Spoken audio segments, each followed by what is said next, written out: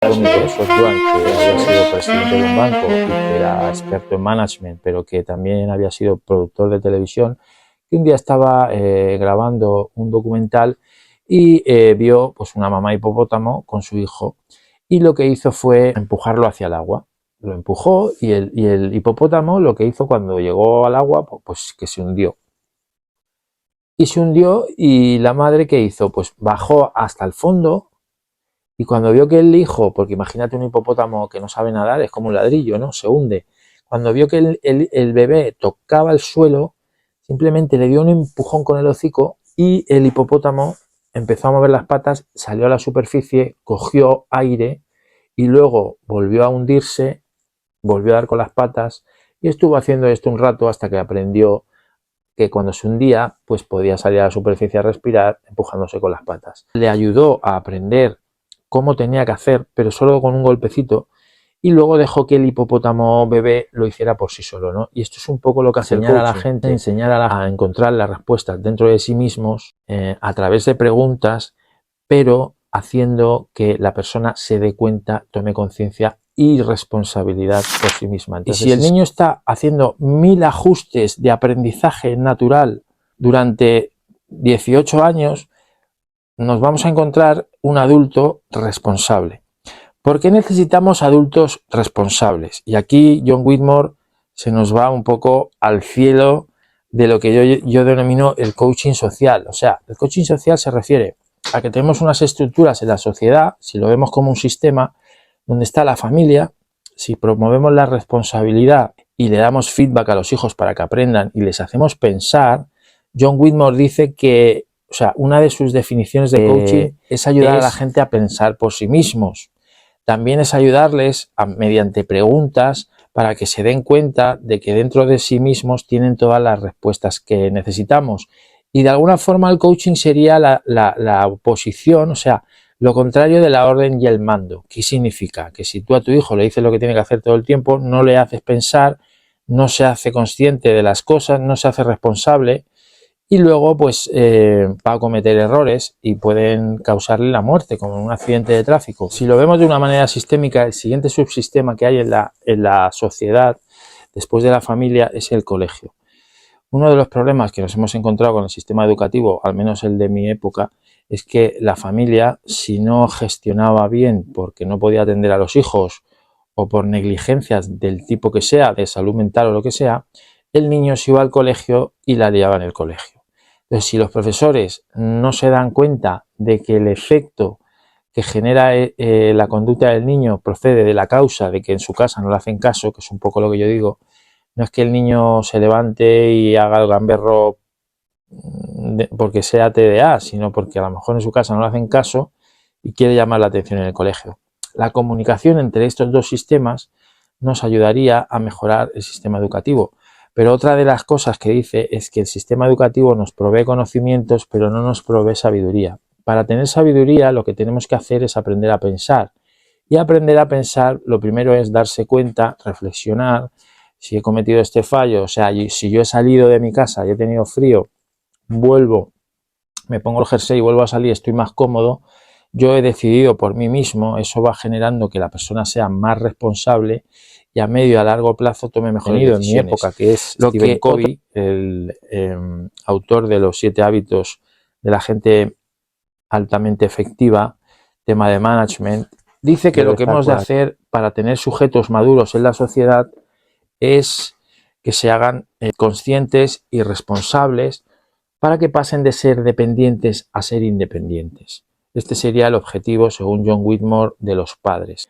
Ser independientes para luego finalmente ser interdependientes. Es decir, que cuando el niño más o menos pues, ha cumplido sus objetivos de su infancia, su adolescencia, más o menos la ha gestionado bien, no se ha metido en líos, no se ha muerto, no ha hecho ninguna barbaridad que tenga consecuencias para el resto de su vida, entonces entra lo que sería como en una empresa, en el mundo laboral, a trabajar. Y ahí pues va a tener que relacionarse con los compañeros, con el jefe y con un sistema más amplio, parecido al de la familia, parecido al del colegio, pero donde hay pues un liderazgo, donde hay una una jerarquía autoritaria, igual que también el sistema educativo. Cuando tú eres autoritario con alguien y le dices lo que tiene que hacer o se lo impones, aquí hay una frase de John Whitmore que dice: el coaching es un método para mejorar el rendimiento de las personas, y yo le añado una conducta empresarial que está al otro lado de la orden y el mando. ¿Cómo hacemos eso? Mediante preguntas. Es decir, cuando tú le haces una pregunta a alguien, le haces pensar. Lo siguiente que dice es que el coaching se dedica a ayudar a la gente a pensar por sí mismo, y lo siguiente que dice es que el coaching ayuda a la gente a descubrir que ya tienen las respuestas en su interior. Cuando tú consigues a través de una pregunta que la persona se dé cuenta, se haga responsable y se atribuya, digamos, el mérito, o entienda que lo ha conseguido por sí misma, entonces consigues que esa persona le aumente la autoestima y le aumente la confianza. Y eso hace que tengamos gente más saludable y gente más contenta en la organización. Pero en las organizaciones también tenemos que tener en cuenta que si la orden y el mando genera conductas que no son deseables, porque hay valores que tampoco lo son y que no se asocian con el siguiente sistema, que sería la sociedad completa, en qué industria está esa empresa, qué producto está aportando a la sociedad, es saludable, no es saludable, todas esas cosas van a generar la cultura de la empresa y el clima laboral. Entonces, cuando una persona entra a cuestionar eso y hacer a la gente a pensar, muchas veces se generan incompatibilidades, lo que nosotros llamamos diferencias entre creencias. Pero a la hora de resolver conflictos también lo podemos hacer mediante preguntas, y lo podemos hacer utilizando, por ejemplo, el modelo GROW, que sería: ¿cuál es la situación actual? ¿Cuál es la realidad?